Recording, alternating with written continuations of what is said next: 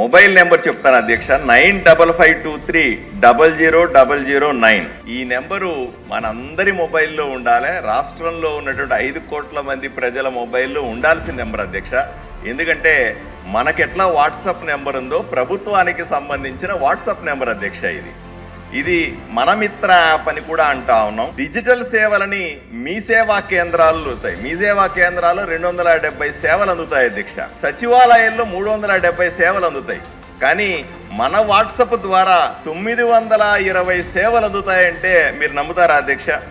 Current bill, municipality bill, income ట్యాక్స్లు, caste సర్టిఫికెట్లు, results, hall టికెట్లు, ఇలా 32 శాఖలకు సంబంధించిన పనులు మన ప్రభుత్వం సంబంధించినటువంటి ఈ యాప్లో వస్తాయి అధ్యక్ష.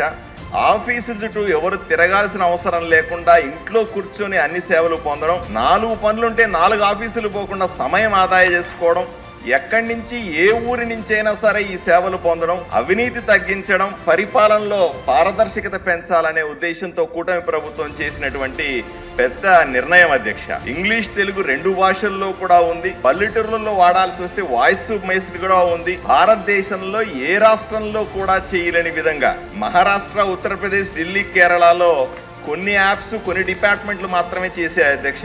అన్నీ కలిపి చేసిన సాహసమే ఈ మన మిత్ర యాప్ అధ్యక్ష. కేవలం ప్రపంచంలో కొన్ని దేశాలు మాత్రమే, సింగపూర్ కానీ, యూకే కానీ, సౌత్ ఆఫ్రికా కానీ, బ్రెజిల్ కానీ, వీళ్ళు మాత్రమే వాడుతున్నటువంటి ఇంత పెద్ద ప్రయోగాన్ని మన రాష్ట్రంలో సక్సెస్ఫుల్గా చేసి చూపినందుకు మంత్రి గారికి ప్రత్యేకంగా ధన్యవాదాలు తెలియజేస్తా ఉన్నాను అధ్యక్ష.